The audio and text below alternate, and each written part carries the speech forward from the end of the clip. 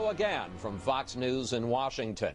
Well, as most of you know, 6 weeks ago, we started something called the Obama Watch. The amount of time that had passed since the senator promised me he would come on Fox News Sunday.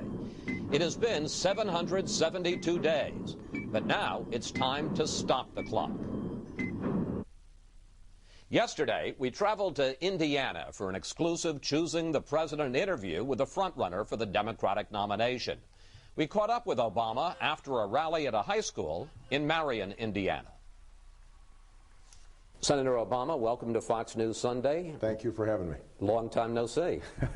Well, you know, it takes me about 772 days to prepare for these questions, but although I think this was a leap year in there, so I think it's only 771. No, I think we checked that. Anyway, your defeat in Pennsylvania raises new questions about your candidacy and especially about some of the pillars of the Democratic base. Let's take a look at the numbers. Among white union households, Clinton beat you 72% to 28%. Among white Catholics, again, same margin, 72% to 28%. Senator, why are you having such trouble convincing white working-class voters that you're their guy? Well, keep in mind that Senator Clinton was well regarded in the state of Pennsylvania, just as she was well regarded in the state of Ohio.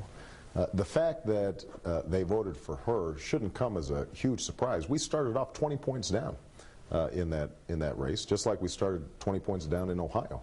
And we actually made significant progress there. And when you look at the polling that's now being done post-Pennsylvania about how we match up in a general election, I think Senator Clinton maybe does a couple points better than I do. But it's not substantial. Most of those voters will vote for me. But you know, they are more familiar with her.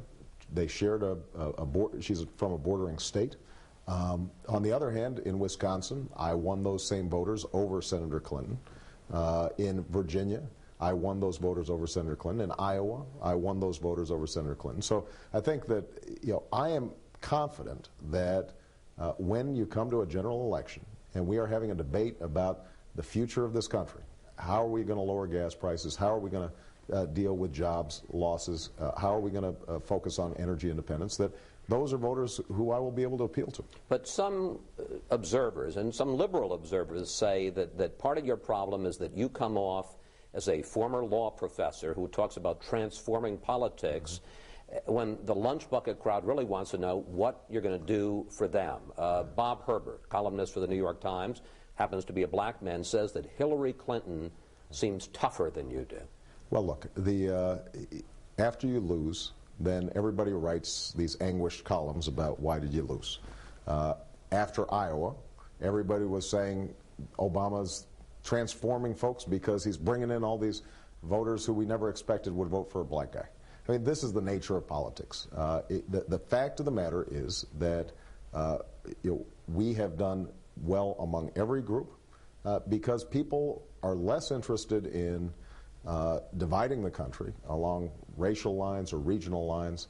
They're really focused on how are we going to solve these big problems. But when you see yourself among these groups losing 70% to 30%, you aren't troubled by that? Don't you think to yourself, maybe I need to have a different message or a new message, or a different way of reaching out to them? Look, what we've done has been successful throughout.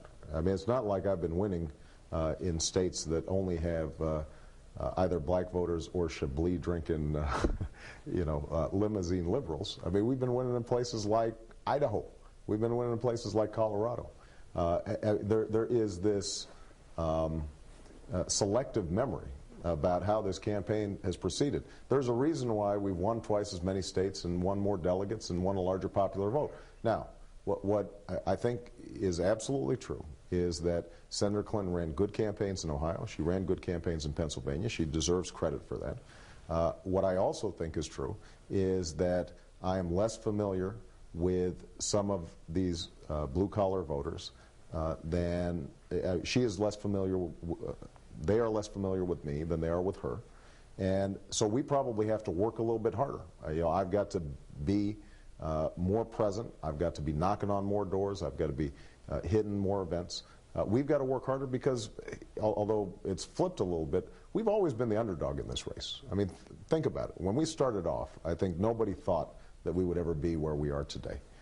And part of the reason is because I'm relatively new to the national scene. I'm running against the best brand in Democratic politics. There's something else that we saw in Pennsylvania, and take a look at this. Whites backed Clinton 63% to 37%, while blacks voted for you 90% to 10%. And if anyone has any doubts, 12% of those whites admitted that race was a factor, and they went for Clinton by more than 3 to 1. Senator, for all your efforts to run a post-racial campaign, isn't there still a racial divide in this country that is going to make it very hard for you to get elected president? Well, Chris, if you look at the general election polls, we are doing better against John McCain than Senator Clinton is. We are putting states in play like Colorado and Virginia that have not been in play for a very long time. Here in Indiana, you just saw polling by the Indianapolis Star showing me beating John McCain. And so, look, is race still a factor in our society? Yes. I don't think anybody would deny that.